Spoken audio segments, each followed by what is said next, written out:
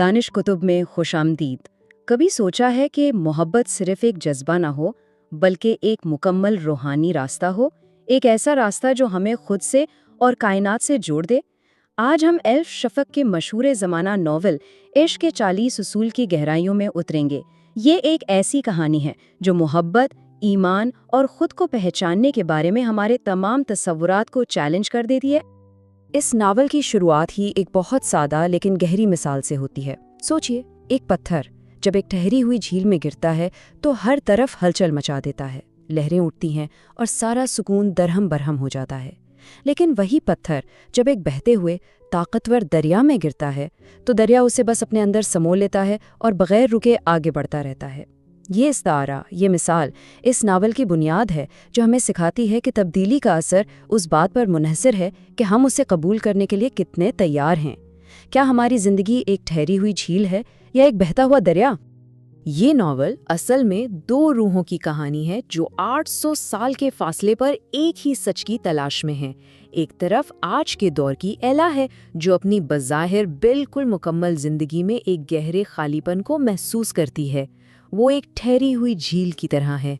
दूसरी तरफ 13वीं सदी के अजीम आलिम मौलाना जलालुद्दीन रूमी हैं, जिनकी ज़िंदगी इल्म और मंतिक के उसूलों पर कायम है।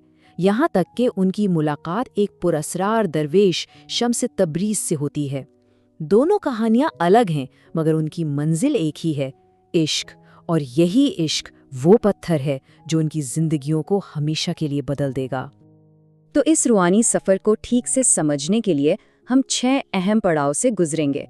पहले हम पत्थर और झील की मिसाल को समझेंगे, फिर दिल के रास्ते और अकल की हदों को जानेंगे, ईमान का एक नया तस्वर देखेंगे, जिंदगी के बहाव को अपनाना सीखेंगे, अपनी ज़ात के अंदर की कायनात को दरियाफ्त करेंगे और आखिर में जानेंगे कि मोहब्बत के बगैर जिंदगी का क्या मतलब है। तो चलिए अपने सफ़र के पहले पड़ाव पर चलते हैं, पत्थर और झील। यहाँ हम एला से मिलते हैं, जिसकी जिंदगी इस ठहरी हुई झील की तरह बिल्कुल साकित है, एक ऐसे पत्थर के इंतजार में जो इसमें हलचल मचा दे और इसे याद दिलाए कि बहना क्या होता है।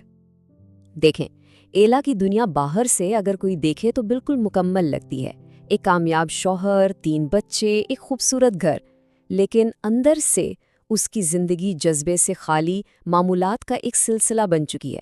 वो महसूस करती है कि उसने हिफाजत और सुकून की खातिर अपने ख्वाबों और ख्वाहिशात को दबा दिया है और अब यही सुकून उसकी रूह में एक गहरा खला बन चुका है।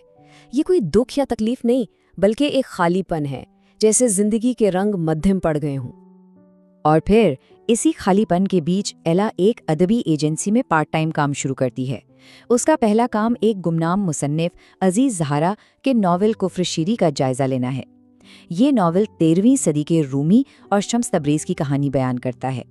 ये मसौदा महज एक किताब नहीं बल्कि वो पत्थर है जो कायनात ने ख़ास तौर पर एला की साकित झील के लिए भेजा है ताकि उसकी रूह को बेदार किया जा सके।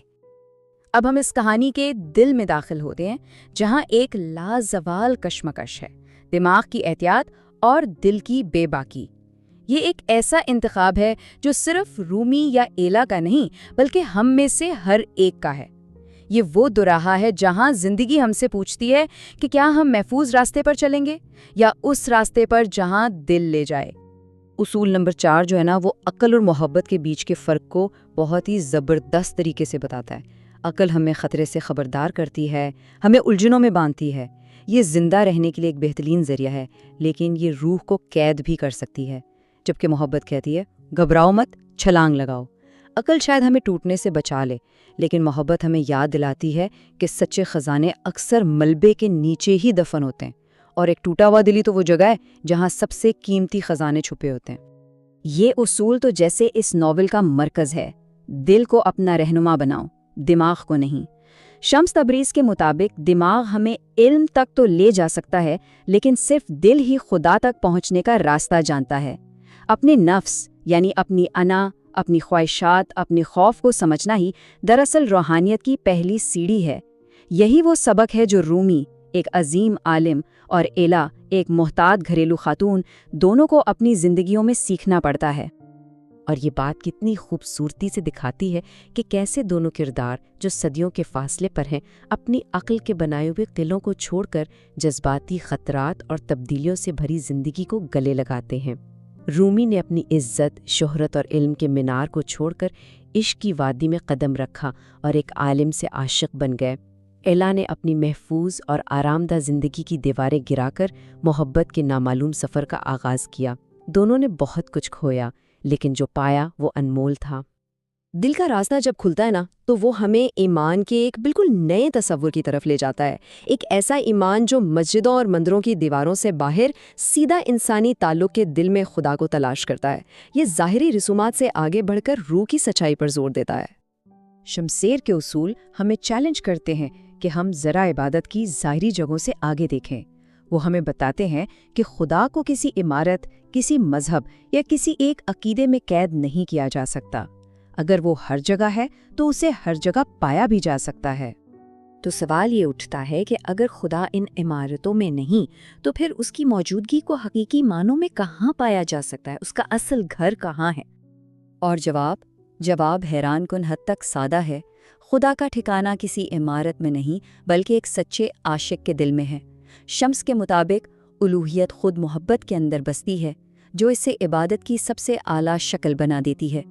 سچا عاشق وہ ہے جس کا دل تمام مخلوق کے لیے کھلا ہو، جو نفرت اور تعصب سے پاک ہو۔ جب دل پاک ہو جاتا ہے تو وہ خود خدا کا گھر بن جاتا ہے۔ اب ہم آتے ہیں ایک ایسے سبق کی طرف جو شاید سب سے مشکل ہے لیکن سب سے ضروری بھی ہے، زندگی کی غیر متوقع نوعیت کو قبول کرنا۔ ہم سب تبدیلی سے ڈرتے ہیں، لیکن یہ ناول ہمیں سکھاتا ہے کہ زندگی کے بہاؤ کے ساتھ بہنا ہی حقیقی حکمت ہے۔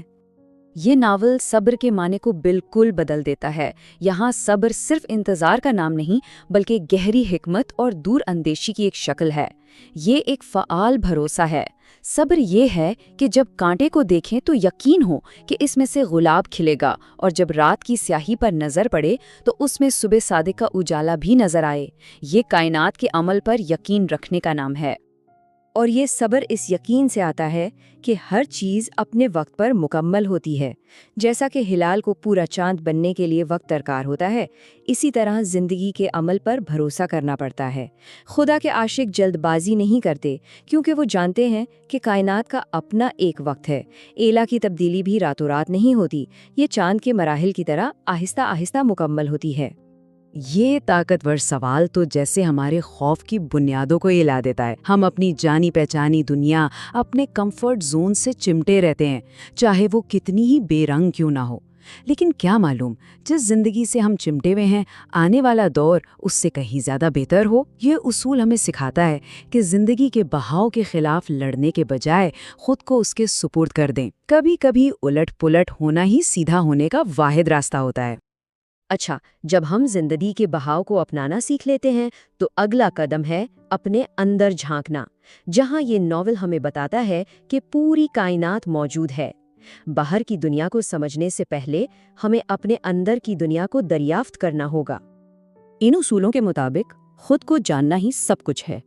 شیطان کوئی بیرونی طاقت نہیں جو ہم پر حملہ کرتی ہے، بلکہ ہمارے اندر سے ابھرنے والی ایک معمولی سی آواز کا نام ہے، ہماری اپنی انا، ہمارا خوف، ہماری نفرت، اور اسی طرح خدائی روح بھی ہمارے اندر ہی موجود ہے۔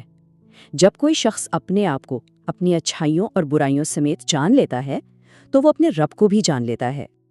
اور چونکہ پوری کائنات ہمارے اندر ہے، اس کا مطلب یہ بھی ہے کہ ہم سب ایک دوسرے سے جڑے ہوئے ہیں۔ ہماری اندرونی دنیا الگ تھلگ نہیں ہے۔ ہمارے اعمال، الفاظ اور احساسات ایک غیر مرئی جال کے ذریعے پوری انسانیت میں لہروں کی طرح پھیلتے ہیں۔ ایک شخص کا درد سب کو تکلیف دیتا ہے اور ایک شخص کی خوشی سب کے چہروں پر مسکراہٹ لاتی ہے۔ ہم سب ایک ہی خاموش مکالمے کا حصہ ہیں۔ یہی وجہ ہے کہ خود پر کام کرنا دراصل دنیا پر کام کرنا ہے۔ اور اب ہم پہنچتے ہیں آخری اور سب سے اہم اصول پر، وہ اصول جو اس پورے فلسفے کا دل ہے، اس کی روح ہے۔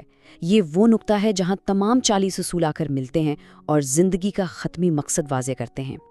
اور آخر میں 40واں اصول ہر چیز کو ایک جملے میں سمیٹ دیتا ہے: محبت کے بغیر زندگی کا کوئی مطلب نہیں۔ یہ اصول ہمیں بتاتا ہے کہ محبت کو روحانی، مجازی، الہی یا انسانی خانوں میں تقسیم نہ کریں، محبت کی کوئی قسم، کوئی لیبل، کوئی تعریف نہیں ہوتی، یہ بس خالص اور سادہ ہے۔ یہ وہ بنیاد ہے جس پر ایک بامانی وجود قائم ہوتا ہے۔ محبت آب حیات ہے اور اس کے بغیر ہم سب پیاسے ہیں۔ تو یہ ناول ہمیں اس ایک سوال کے ساتھ چھوڑ جاتا ہے، کیا ہم اپنی موجودہ زندگی کو بدلنے کے لیے تیار ہیں؟ کیا ہم اپنے اندر کی تبدیلی کے لیے تیار ہیں؟ کیونکہ شمس کے مطابق حقیقی تبدیلی اور نیا جنم لینے کا ایک ہی راستہ ہے، اپنی پرانی ذات کی موت کو قبول کرنا، اپنی انا کو مارنا، موت سے پہلے مر جانا، یہ اپنی ٹھہری ہوئی جھیل کو خود ایک بہتا ہوا دریا بننے کی اجازت دینا ہے۔ اگر عشق اور خودشناسی کے اس سفر نے آپ کے دل کو بھی چھوا ہے تو اس روشنی کو آگے بڑھائیں۔ برائے کرم لائک اور سبسکرائب کریں اور اسے اپنے ان خاندان والوں اور دوستوں کے ساتھ شیئر کریں جو اپنی زندگی کو بہتر بنانا چاہتے ہیں۔